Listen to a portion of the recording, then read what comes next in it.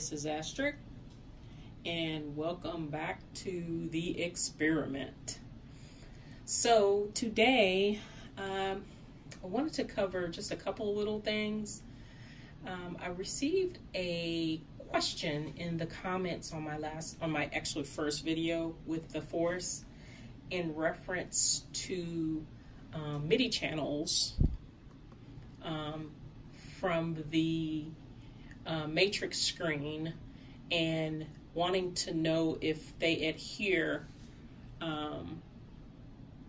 to the multi-channel being on separate channels and not really converging with each other. And I have to tell you that, yeah, it works. Nothing surprising about that. The other thing is, being that you're creating clips, I don't see why that would be a big deal to begin with, unless you're like playing live and you have other equipment connected that's MIDI enabled, that could cause some interference.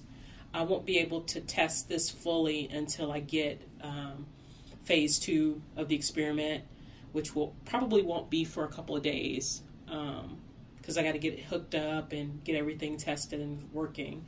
I may find some other way to have something external connected. Like I said, I'm normally more of a in-the-box producer, working with Ableton and Logic. So this is my very first foray into being standalone. I don't have any external gear other than this thing. Everything else that I have is like controllers. So, but from my general testing, being able to put things on separate MIDI channels works, and you do so by going to the top of the matrix screen and just double tapping on it, and it has to be in plug-in mode for you to be able to access these the MIDI channels. And then you just select MIDI channel down at the bottom and just change it to whatever channel that you want it to be on. Now, there's one caveat: the drums don't appear to allow you to be able to put them on a MIDI channel. And again, I don't have any external gear to be able to test to see if it has any interference with any external devices. So I can't confirm that quite yet. I may have to, again, once I get phase 2 of the experiment going with the Eurorack unit, I'll be able to tell a little bit better about what's happening from a MIDI perspective. But, okay, I have probably spent a total of 3 hours with this machine. I picked it up on Saturday. I spent maybe an hour messing around with it, trying to figure out the interface. I pulled out the manual. I probably spent about 30 minutes looking at this crazy guide that comes with it. This does not work. I mean, it doesn't even really help you to get started. It doesn't give you enough information to get started. So I'm just gonna don't use the guide. If you're a first-time user and you really want to try to understand this machine, go ahead and register the machine, and then go to the website and go to the support page and get the manual. That user guide manual is a little bit more, I wouldn't say comprehensive, because it's really not comprehensive, but it has like a walkthrough of one of the demos, so you can understand how they want you to launch clips, and how they want you to be able to place your tracks into the machine in a symmetrical kind of way, so that it works from a workflow perspective.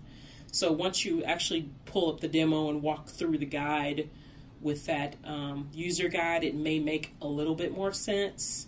But ultimately, I think that guide should have been written from a, hey, let me make my own beat perspective, instead of a demo walkthrough.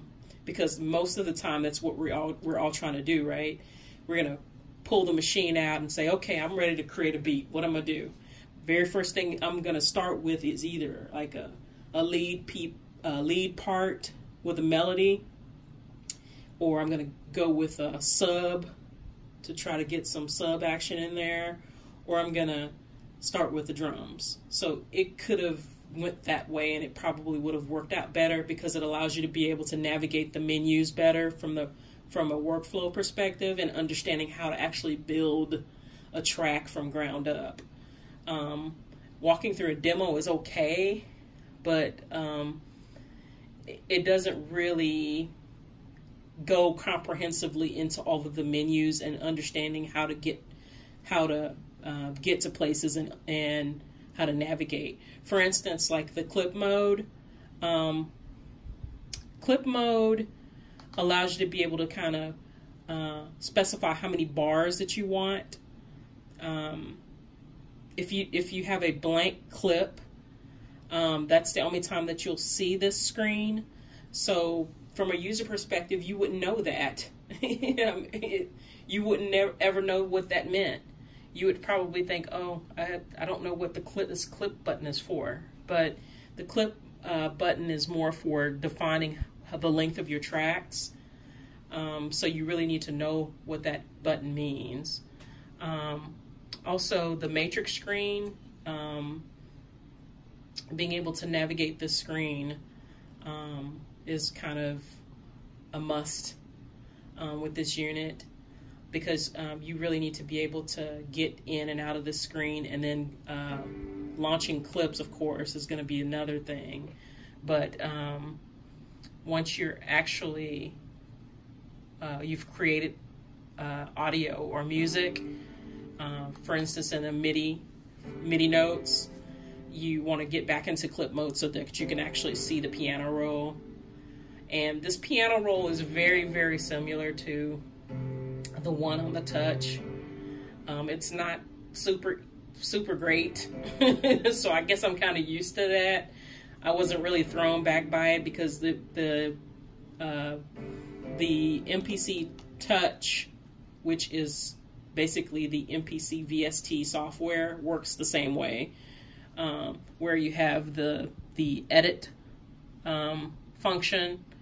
When you first open it, it'll be in a non-writable mode, which is the clip mode, and then you go to the event, which allows you to be able to edit the notes. So if you have a bad note in there, you can select it with this little square button. You can zoom into the screen to get a tighter view using the zoom button, which is definitely beneficial with the small screen. And then you can erase notes using the erase button, and then you can write notes with the write button. So, I mean, it's the exact same way in the MPC VST software, so there's nothing new there. Now, the other thing that I did find that was a little different for me was double tapping on this, that plug-in area at the top, basically at the top of the matrix screen. It allows you to not only be able to define the MIDI channels, but you can also transpose the notes here. So the other day, or actually on Saturday, when I was messing around creating my first beat, I wanted my sub to be in a lower key, but I never could figure out how to do it. Well, after trying to help the guy in the comments, and going back and referencing the area in the manual online, I found this is where I would be able to do it. So again, it's from the matrix screen, you just double tap on the plug-in area, and then there's your transpose. And then the thing that's still a little odd to me with this unit, and it's because I'm a piano player, so I'm used to having piano keys and being able to see what I'm doing from a piano perspective. So I'm finding myself having to, when I'm in note mode, I really need to be able to see what keys I'm in. So I'll open up this piano roll so I can see what key I'm playing in. Because it's a little odd playing with just pads. And I'm still trying to get used to how the pads are configured using this note mode. When you hold down the note mode, it gives you like several selections to be able to use. Like You can do it in scales, which is what I have it in right now, which is, of course, from natural C to natural C, or lower C to natural C high. And then chromatic, which is going from, here, I'll just show you that. So it's going from like C1 up to, what is that? Oh, good grief. G, sorry. Trying to see things sideways, going up to G, so from C to G, from a chromatic wave from across. And if you look at the pad, see how the lights kind of light up when you touch the pads. It's showing you the next upper key that's available for the key that you're touching. So again, it's going to take me a while to get used to that, because I'm, you know, that's not normal. That's not piano playing. That's not normal. So I'm trying to get used to that and being able to use it with just this pad. Worst case scenario, I can plug up this unit via MIDI on the back to my keyboard and just be done with it if I get too frustrated with it. But I'm not going to give up. I'm just going to try to learn it as much as I can. That way I can be proficient at it. You got to start somewhere, right? So I've been struggling with that. And that's the only thing I'm struggling with. Everything else has been super easy to use. So again, I've probably spent a max of 3 hours with this machine. And I've been able to pretty much figure out how to compose a song in it. I can load my clips. I can create my drum tracks. I am able to manipulate the note patterns if I need to. Let's see, what else can I do? I can, let's go back to the matrix. I can change the MIDI channels now. And I've been manipulating the launch mode and trying to really configure my tracks so that I'm able to actually make it sound like a real song. And following the methodology that Akai has weaved into that crazy user guide. Resistance is kind of futile at this point. So I think I'm on the right track from a learning perspective. So my next areas will be to jump into building my own kit. Also key groups, which is a little different on this machine. It's different from the way that I'm used to seeing it like on the MPC Touch and the VST software. So I've got to mess with the key groups and get used to how it's set up on this machine. And it may be easier for a live user because if my understanding is correct, this machine's kind of MPC-ness is modeled after the live unit. So me coming from using just the MPC VST to this is probably a big jump. So, well, let me just shut up and just show you what I've done. So I just kind of created something a little different than what I'm used to doing. I wanted to try something different. And also I've been tinkering around with this this crossfader, which is something I've never ever used in my entire life. I'm not a DJ, but I find it really fun to play with. So I'll play with that. And then the other thing that I found that's really fun to play with is the this oh god, I can't remember what this thing is called. I can't remember what this thing is called, but it's the XY pad. That's what it's called, sorry. The XY pad is fun too, and you can get to that by doing shift navigate, and it takes you to it and just set it up. And I have it set up for beat repeat. That's just what I like to use for right now. So let me shut up and just play what I've got.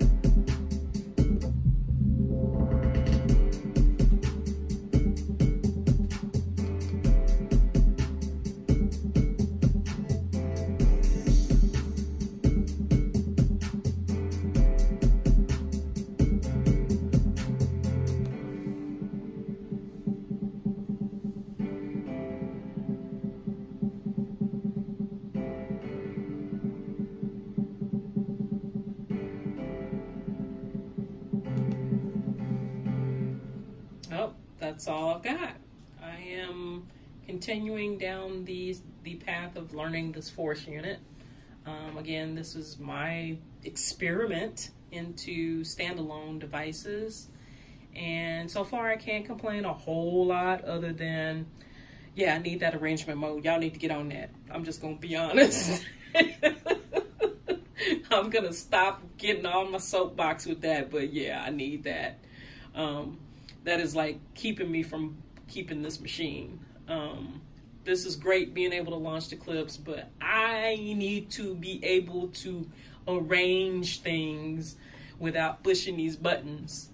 So, well, I hope that is helpful for someone.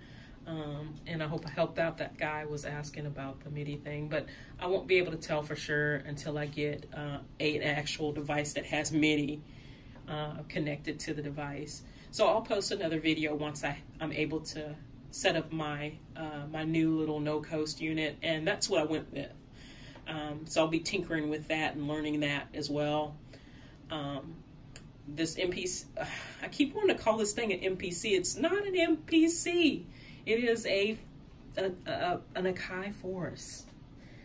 I'm going to continue learning to deep dive into this thing. Of course, again, there's only a couple little things that I need to delve into. Like I said, the key groups and setting up my own drums.